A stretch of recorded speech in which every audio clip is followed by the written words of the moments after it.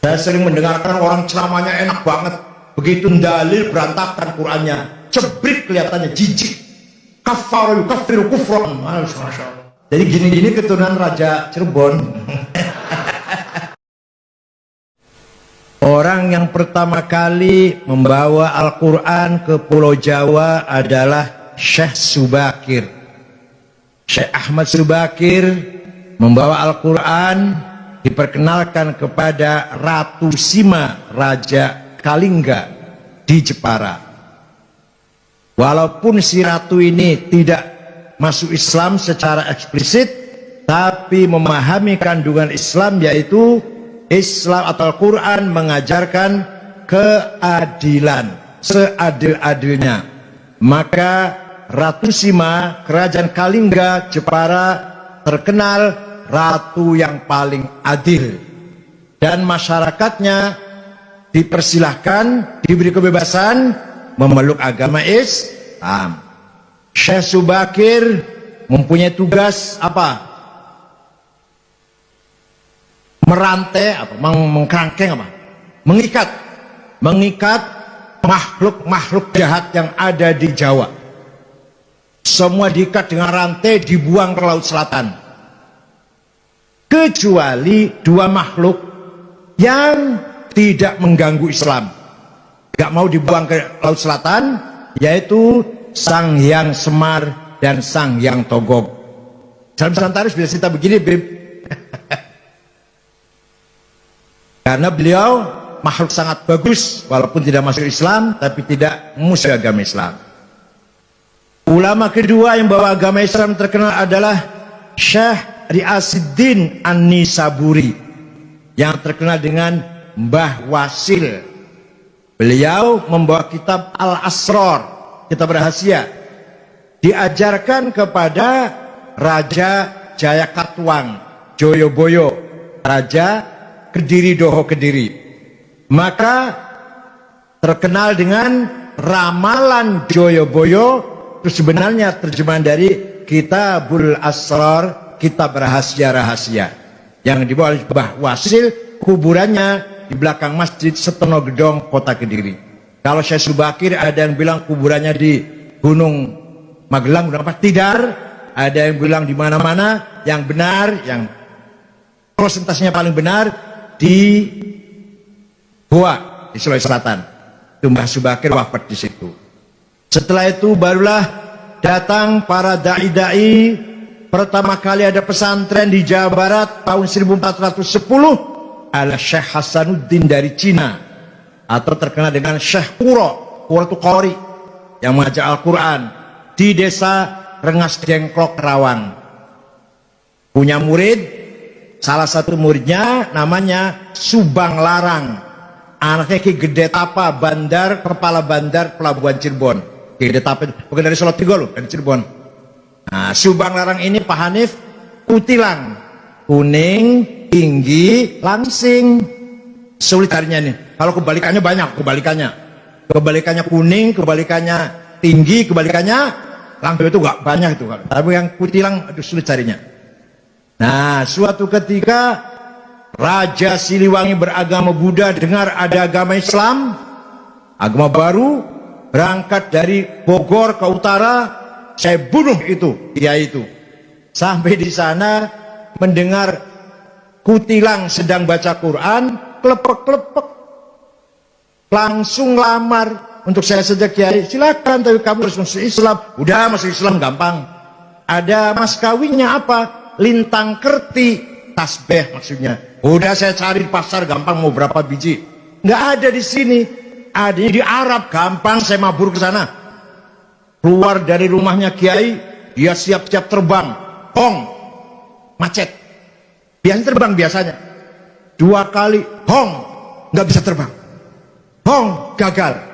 Kata Syekh Kuro sambil ketawa ngekek-ngekek barangkali, kalau kamu mau terbang, baca Bismillahirrahmanirrahim, baru hong.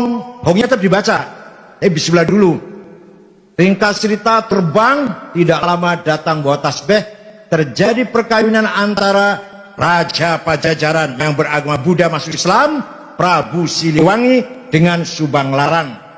Tapi beliau Islamnya kurang betul-betul Islam, karena dia ingin kawin kutilang saja itu. Tapi akan punya anak. Pertama namanya Syekh Rahmatullah atau Sunan Rahmat Suci, yang kuburannya di Gunung Godog, Garut. Yang kedua Syekh Somadullah, yang terkenal dengan Ki Kuwu Sangkan. Yang ketiga perempuan namanya Rara Santang, dinikah oleh Habib namanya Said Abdullah Ahmad Khan. Nanti punya anak Syarif Hidayatullah, Sunan Gunung Jati. Nih dongeng kayak gini harus apa santri ini. Jadi bubarlah kerajaan Pajajaran setelah Prabu Kian Santang Sen Rahmatullah alias Ki Galantrang alias Ki Setra alias Maung Keling alias Maung Lodaya, banyak sekali aliasnya itu, menguasai kerajaan Pajajaran. Semua masuk Islam kecuali Patih Pucukumun dengan suku Baduy di Malimping tetap agamanya Sunda Wiwitan atau Karuhunan yang menyembah Batara, Sang Batara. Itulah ulama mulai menyebarkan agama Islam di Pulau Jawa ini. Dari Rengas Dengklok, Syekh Hasanuddin Syakuro melahirkan beberapa santri ahli baca Al-Qur'an. Maka ketika Nabi Muhammad mengkader para as-sabiqin al-awwalin, kader pertama harus bisa baca Quran dengan benar. Saya sering mendengarkan orang ceramahnya enak banget, begitu dalil berantakan Qurannya, cebrik kelihatannya, jijik. Kafara yukaffiru kufran. Masya Allah. Huwallazi ba'atha fil ummiyina rasulam minhum yatlu alaihim ayatih wa yuzakkihim wa yu'allimuhumul kitaba wal hikmah wa in kanu min qablu lafi dhalalim mubin. Saya jarang bawa ayat Quran lagu ke pokoknya kempak ya. Suara enak itu semua keturunan Kiai Muta'ad, soalnya enak-enak.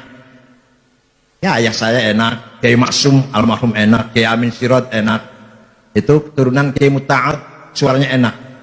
Ada raja dari Kanoman namanya Pangeran Nuruddin. Melihat kerajaan sudah dikuasai Belanda, dia meninggalkan kerajaan, punya anak dua yang terkenal. Satu Kiai Murtasim, dua Kiai Muta'ad.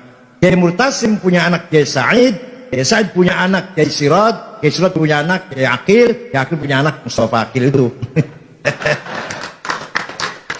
Yang Kiai Muta'ad punya anak Kiai Abdul Jamil punya anak Kiai Abbas punya anak Kiai Abdul Abbas, dan seterusnya buntet itu. Walhasil kemudian pernikahan misanan ini lagi-lagi muter-muter. Putranya Kiai Murtasim Syekh Said kawin dengan Nyai Maimunah binti Kiai Muta'ad.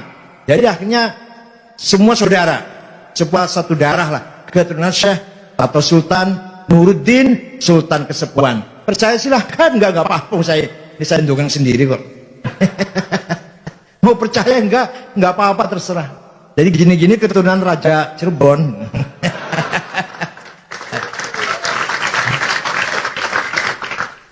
Itu kalau dari Kiai Sirot.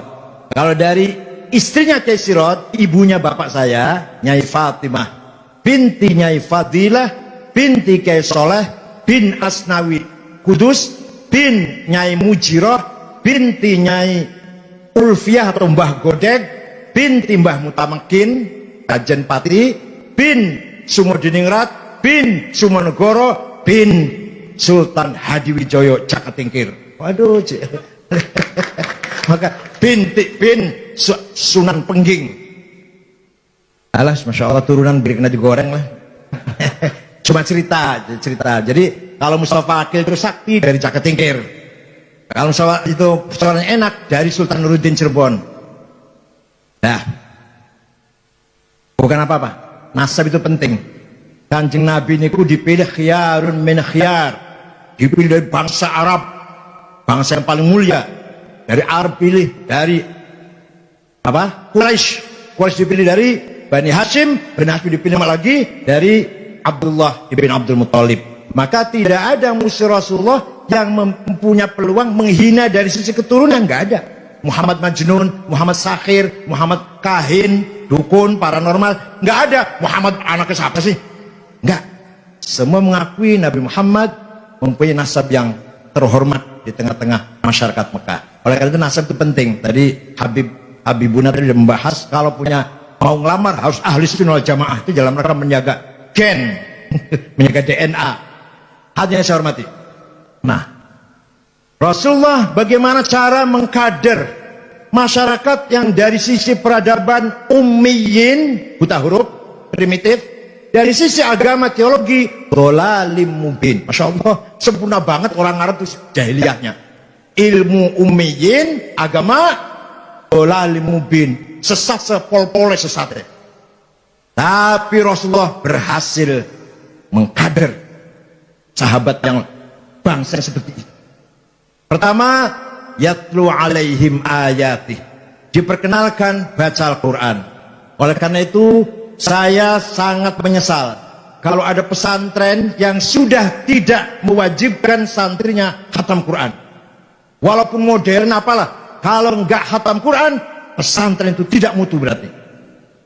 Pesantren pertama kali harus yatlu alaihim ayatih. Walaupun enggak kayak kepek banget ya nggak apa-apa lah, kalau kepek kan susah.